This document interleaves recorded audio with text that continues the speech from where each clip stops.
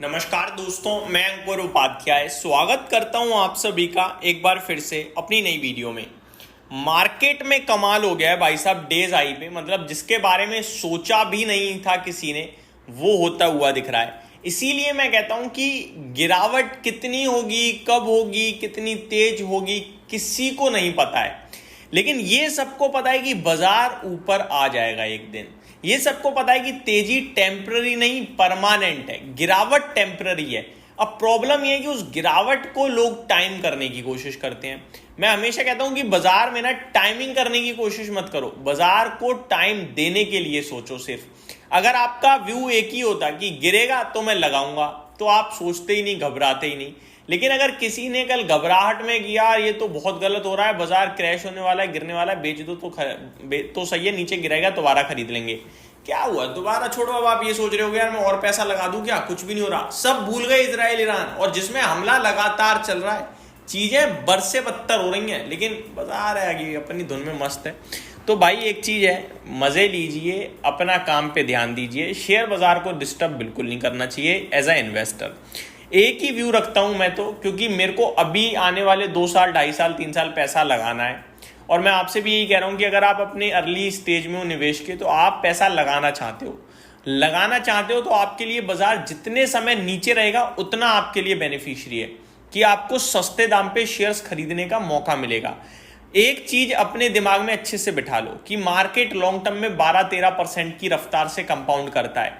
4 साल कुछ नहीं करेगा, एक ही साल में बहुत कुछ कर देगा। हर साल अगर बढ़ेगा तो थोड़ा थोड़ा बढ़ेगा। अगर बहुत बड़ी करेक्शन आएगी तो फिर अगली साल या फिर उसके आने वाले कुछ समय में बहुत बड़ी तेजी भी आएगी। तो जितना आपको गिरावट में मिल रहा है वो ब्लेसिंग समझना गॉड की, और उसमें पैसा लगाने के बारे में सोचना, डरना मत, ये हमेशा याद रखना। दोस्तों आता हूं स्टॉक स्पेसिफिक। स्टॉक है आप सभी का, हम सभी का फेवरेट और मेरा stock of the year Bajaj finance. मैंने आप सभी के साथ जनवरी 1, 31 दिसंबर को भी बात करी थी कि ये शेयर कमाल कर सकता है इस साल, और तब ये शेयर का भाव करीब 7,272 रुपए के समथिंग था।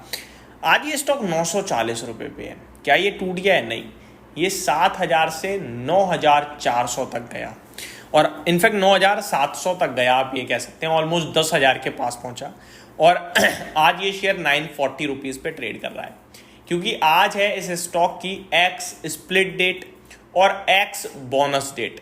दोनों का काम सेम है दोस्तों, लेकिन नाम अलग अलग है। इसके बारे में 1 मिनट लेके आपको बताना चाहूँगा। स्टॉक स्प्लिट कोई भी कंपनी अपने शेयर को कर सकती है अगर उसकी फेस वैल्यू 1 से ज़्यादा है तो। चाहे वो कंपनी गड्ढा है, बेकार है, कूड़ा है, कचड़ा है, कभी प्रॉफिट नहीं देखा उसने, लॉस मेकिंग है, पैनी है, माइक्रो कैप है, कुछ भी हो, स्टॉक स्प्लिट करने का अधिकार है उसके पास अगर उसकी फेस वैल्यू 1 से ज्यादा है तो। सिंपल। 2 की फेस वैल्यू है, 1 की फेस वैल्यू पे ला सकते हो, 10 की फेस वैल्यू है, जितनी मर्जी की भी ला सकते हो 1 तक। लेकिन एक बार आपके स्टॉक की फेस वैल्यू 1 पे आ गई, उसके बाद आप स्टॉक स्प्लिट नहीं कर सकते हो। ये फर्क होता है स्टॉक स्प्लिट में और बोनस में। वहीं बोनस की बात करूं तो बोनस के लिए आपकी कंपनी के फंडामेंटल्स और फाइनेंशियल स्ट्रांग होना बहुत जरूरी है, अदरवाइज आप नहीं कर सकते बोनस। बोनस करने के लिए आपके पास रिजर्व्स होना जरूरी है, वरना आप नहीं कर सकते बोनस डिक्लेयर। और बोनस आप कितनी भी बार कभी भी कर सकते हो अगर आपकी कंपनी के पास रिजर्व्स हैं, फाइनेंशियल्स अच्छे हैं तो।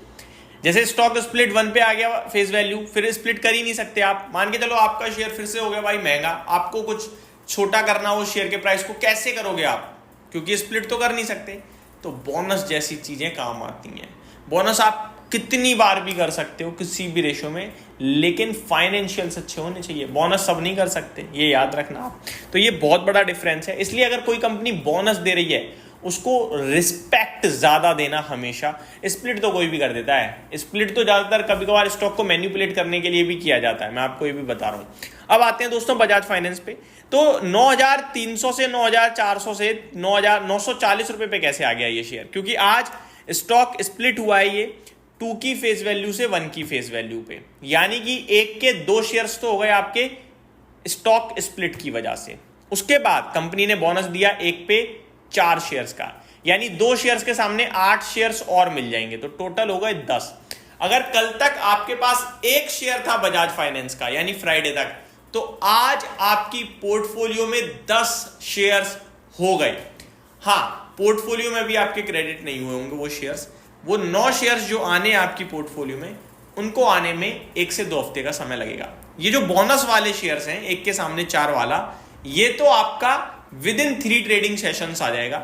यानी कि अगर मान लो कल मेरे पास 10 शेयर्स थे बजाज फाइनेंस के, राउंड फिगर में लेके चल, एक ही पे आ जाता हूं, कल मेरे पास 1 शेयर था बजाज फाइनेंस का, तो अगले 3 दिनों के अंदर अंदर मेरे 5 शेयर्स बजाज फाइनेंस के हो जाएंगे। लेकिन स्प्लिट के जो बचे हुए 5 शेयर्स आने हैं, उनमें हो सकता है कुछ समय लग जाए, 1 से 1.5 हफ्ते तक का, ये पॉसिबिलिटीज हैं। और हो सकता है कि सेम डे दोनों स्टॉक्स क्रेडिट हो जाए, यानी स्प्लिट वाले भी और बोनस वाले भी। नंबर ऑफ शेयर्स टोटल आपके 1 के सामने 10 हो जाएंगे, ठीक है। अब वैसे तो स्प्लिट और बोनस जब भी होता है मैं इस तरीके की वीडियो बनाता हूं, लेकिन फिर भी कमेंट सेम ही रहता है कि भाई क्या फायदा, नंबर ऑफ शेयर्स तो बढ़ा दिए लेकिन शेयर का प्राइस टूट गया, काहे का बोनस, ये लोगों के दिमाग में सवाल आता है। तो अब मैं इसका जवाब देता हूं। दोस्तों, बोनस और स्टॉक स्प्लिट कंपनी इसलिए करती है ताकि स्टॉक का प्राइस अफोर्डेबल हो सके, लिक्विडिटी बढ़ सके स्टॉक के प्राइस में, नंबर ऑफ शेयर्स बढ़ते हैं इससे, फाइनेंशियल्स पे कोई बदलाव नहीं आता। इसके लिए मैं एक एग्जांपल देना भी हमेशा प्रेफर करता हूं, और वो ये है, मेरे पास एक तरफ एक 500 का नोट है और एक तरफ मेरे पास 100 के 5 नोट हैं। सामने मेरे पास एक व्यक्ति खड़ा है जिसको केवल 100 रुपए की जरूरत है, तो क्या मैं 500 में से दे सकता हूं? नहीं, क्योंकि पूरा नोट जाएगा। आप कहोगे भाई खुले करवा दो, शेयर में ऐसा नहीं होता, हम शेयर मार्केट का एग्जांपल ले रहे हैं इसलिए ऐसे ही रखेंगे। तो मैं इस 500 में से 100 रुपए उसे नहीं दे सकता, लेकिन दोनों की वैल्यू सेम है। अब वो इधर आए तो उसे मैं 1 नोट दे सकता हूं, उसके बावजूद मेरे पास 4 रह जाएंगे। दैट मीन्स क्या हुआ, मेरे पास नंबर ऑफ इन्वेस्टर्स ज्यादा हो गए, ठीक है। फाइनेंशियल्स अभी भी मेरे 500 और 500 थे, लेकिन फर्क इतना आया कि पहले मेरे पास 2 निवेशक थे और 2 निवेशक के पास मेरे शेयर्स थे। अभी मेरे पास 3 निवेशक हो चुके हैं कि एक पे 1 शेयर है और एक पे 4 हैं और एक पे 5 हैं। समझ रहे हो बात को? तो अफोर्डेबिलिटी बढ़ जाती है। अब आप देख लो, 9,500 का शेयर खरीदना मुश्किल था, लेकिन अभी कोई छोटा व्यक्ति भी होगा, छोटा इन्वेस्टर भी होगा, वो भी बजाज फाइनेंस के शेयर्स ले सकता है। तो अफोर्डेबिलिटी आ जाती है, यही बस चाहिए होता है कंपनी को, इसीलिए ये सब चीजें होती हैं। उम्मीद करता हूं डिटेल्स पसंद आई होंगी। Thank you so much for watching this video. Have a great day guys.